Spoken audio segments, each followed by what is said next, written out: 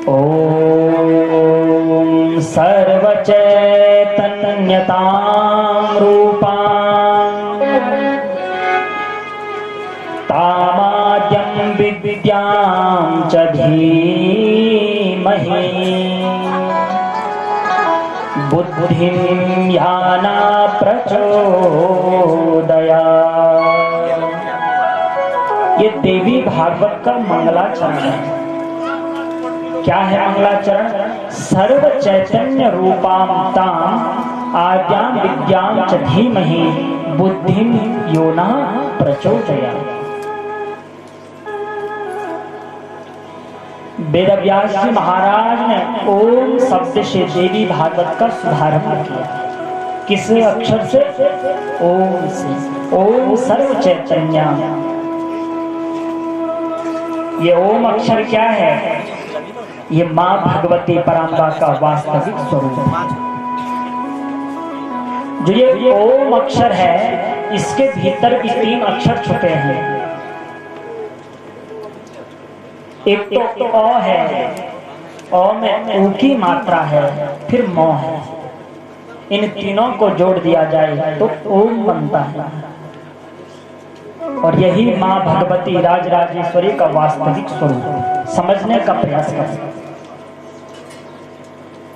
जो अ है, अवर्ण है, ये सत्य का प्रतीक है। ऊ है वो चित्त का प्रतीक है। जो मोह है वो आनंद का प्रतीक है। मां का स्वरूप कैसा है? सच्चित और आनंद मां भगवती राजराजेश्वरी। सर्व चैतन्य रूपां त्वां। अब इसको समझने का प्रयास करें कि सत्य क्या है, चित्त क्या है, आनंद क्या है।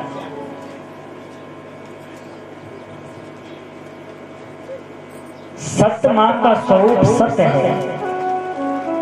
सत्य कहते हैं सज्जनों, जिसका विनाश किसी भी काल में नहीं होता। देखिए, हम प्रयास कर रहे हैं आपको जितनी साधारण भाषा में हो समझाने का, नहीं तो पुराणों की भाषा बड़ी क्लिष्ट होती है। कई श्लोक, कईयों का अर्थ तो हमें ही खुद समझ में नहीं आता है। इतनी कठिन, इतनी क्लिष्ट भागवत पुराणों की भाषा होती है। लेकिन गुरु कृपा से, मां भगवती की आज्ञा से, जैसी जैसी मां भगवती कृपा करे, आप लोगों को सरल भाषा में समझाने का हम प्रयास करेंगे। तो मां भगवती के 3 नाम कहें या 3 स्वरूप कहें, क्या क्या? सत, चित और आनंद। सत कहते किसे हैं? जिसका विनाश किसी भी काल में नहीं होता, वो सत्य है। आज आप लोग हैं और हम लोग हैं। आने वाले में 50 साल 100 वर्ष बाद हमारा अस्तित्व रहेगा ही नहीं। अब बताओ, ये बात सत्य है कि असत्य? सत्य बात। आप कहेंगे कि हम इस चेरी गांव में हमेशा के लिए रहेंगे, तो यह असत्य। कोई नहीं रहेगा। यहाँ तक कि शास्त्र कहते हैं ब्रह्मा की आयु भी निर्धारित है। ब्रह्मा जी की भी आयु जब 100 वर्ष की होगी तो वो भी चले जाएंगे। आज आप हैं, हम हैं, ये पूरा परिवार है। ऐसे ही एक समय में हमारे पितृ लोग भी ऐसे ही रहे होंगे, उनका भी परिवार रहा होगा। लेकिन आज हम लोग हैं, आने वाले समय में हमारा परिवार, हमारी नई जनरेशन रहेगी, लेकिन हम नहीं रहेंगे। हमारे जाने के बाद 2-4 दिन परिवार वाले खूब रोएंगे, चले गए चले गए। 1 वर्ष, 2 वर्ष, 5 वर्ष, 10 वर्ष के बाद तो सब भूल जाएंगे। आप ही खुद सोचो, हम घर में किसको कितना पूज रहे हैं। ज्यादा से ज्यादा हम अपने पितरों को पिताजी और दादाजी तक सीमित हैं, पर दादा का नाम किसी को याद नहीं है। जिनका इतना बड़ा साम्राज्य था, वो परदादा जी कहाँ चले गए, कोई पता नहीं। अस्तित्व किसी का नहीं है। तो जिस प्रकार आप और हम लोगों का अस्तित्व नहीं है, इस सृष्टि का भी अस्तित्व नहीं है। आज ही आपको सुंदर पेड़ पौधे वृक्ष पर्वत दिख रहे हैं। एक समय ऐसा आएगा, प्रलयकारी समुद्र में ये सृष्टि समा जाएगी, नई सृष्टि बनेगी।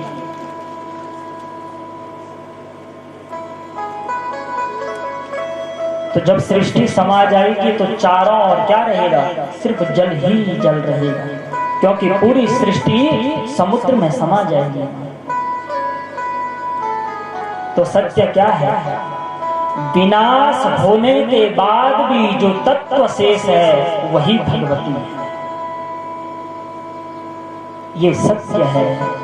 सत्य कहते हैं जिसका विनाश किसी भी काल में नहीं है। तो मां भगवती का प्रथम स्वरूप क्या है, सत्य है। बिना शक्ति के जीवन तो महाराज शव हो जाता है। मां भगवती का दूसरा स्वरूप है चित्त। चित्त कहते हैं प्रकाश, ज्ञान।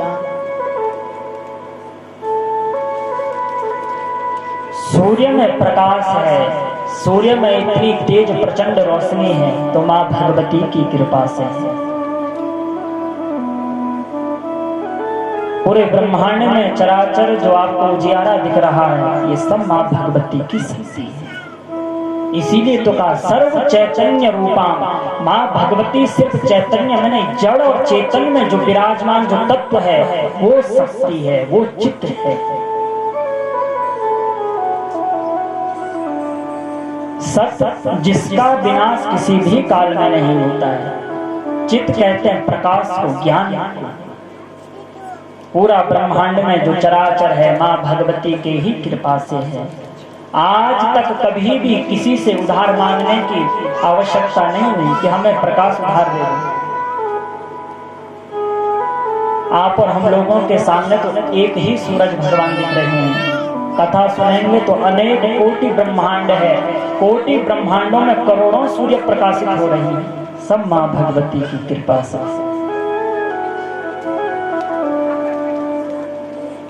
और मां भगवती का तीसरा स्वरूप है सज्जनों, आनंद।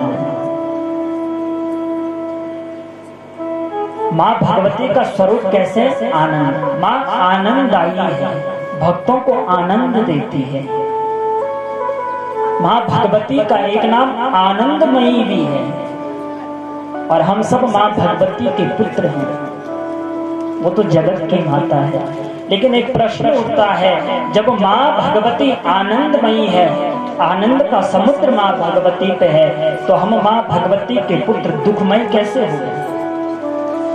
मां के पास आनंद तो है, लेकिन हम पुत्रों के पास क्या है, दुख ही दुख पड़ा है।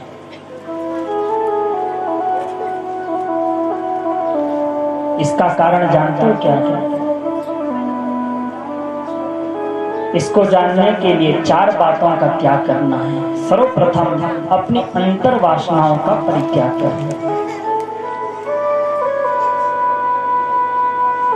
अंतर वासनाएं जो हैं, इंद्रियां 5 कर्मेंद्रियां 5 ज्ञानेंद्रियां, व्यास जी ने सावधान किया है। जीवन में बड़े लक्ष्य को पाना है तो इंद्रियों को सर्वप्रथम अपने बस में करना।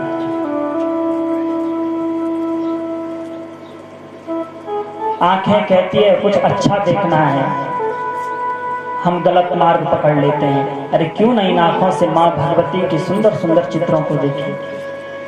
क्यों ना मां भगवती की कथा में आकर सुंदर इन मंडपों को निहारें, व्यासपीठ को निहारें, इन आंखों को पावन करें। काने कहते हैं कुछ अच्छा सुनना है, हम गलत मार्ग पकड़ लेते हैं। क्यों नहीं कानों से मां भगवती की, ठाकुर कृष्ण की, भगवान शंकर की पावन कथा हम श्रवण करें। इनको कहते हैं इंद्रियों को सब मार्ग में लगाना।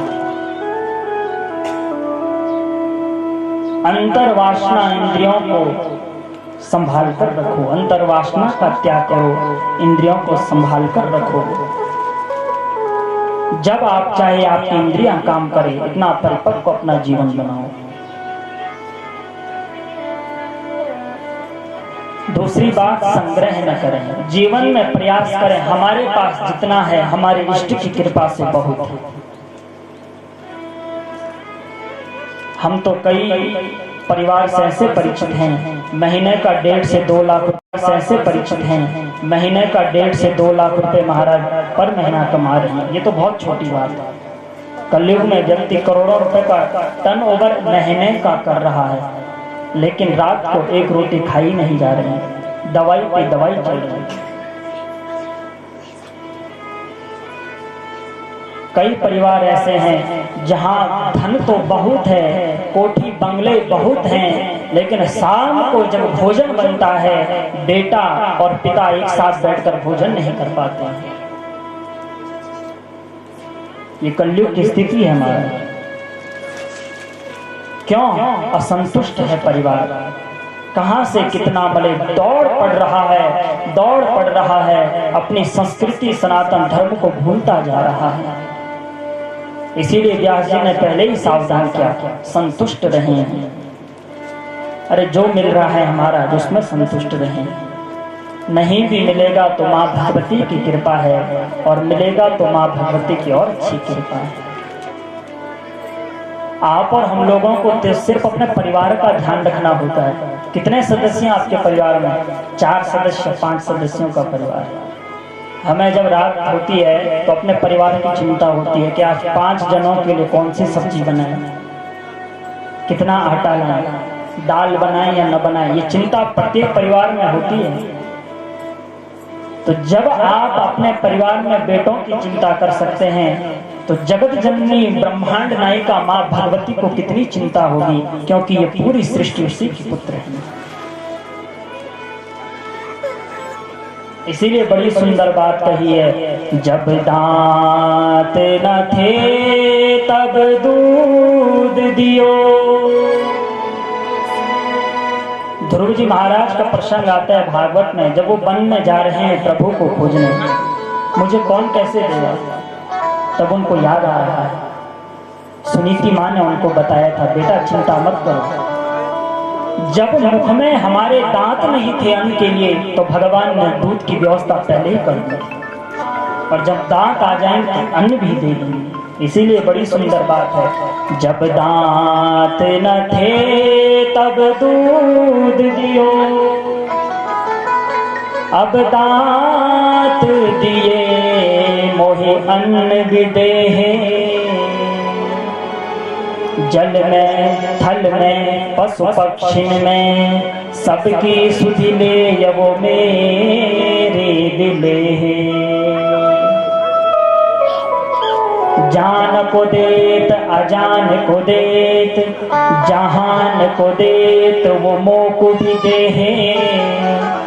रे मन मूर्ख सोच करे, क्यों सोच करे कुछ हाथ नहीं। आप और हम लोग सोच करके और आज समाज में एक बहुत बड़ी समस्या पैदा हो गई है। कौन सी? टेंशन में परिवार का मुखिया परिवार को छोड़कर चले जा रहा है। हृदय गति रुकने से कई व्यक्तियों का शरीर शांत हो रहा है। ये प्रेजेंट टाइम वर्तमान में ये समस्या बहुत चल रही है। डॉक्टरों की शोध के अनुसार पता चला है, अत्यधिक तनाव लेने से, अत्यधिक टेंशन लेने से ये बीमारी प्रकट हो रही है। बड़े बड़े डॉक्टर आज जिस चीज को बता रहे हैं, देवी भागवत में वो बात पक्का लिख दी चुकी है, लेकिन करें क्या महाराज, आप भी अंधे हैं, सब जगत अंधा है, कुछ पता ही नहीं है। इसीलिए सचेत रहें, सावधान रहें। आपके जीवन में जो होगा वो तो होना ही है, उसको कोई काट नहीं सकता। जो पल आप जिए अपने इष्ट का स्मरण करते हुए निश्चिंत होकर जिए, क्योंकि भरोसा नहीं है हमारा। अभी हम कथा सुना रहे हैं, कल गद्दी में बैठ पाए नहीं बैठ पाए, कोई लिख के नहीं दे सकता। आप कथा सुन रहे हैं, कल 2 बजे कथा सुनेंगे, कोई नहीं कह सकता। यहाँ को न परमानेंट, चाहे जितने लगा लो सेंट। काम क्रोध मद मोह लोभ के खुले हैं रेस्टोरेंट।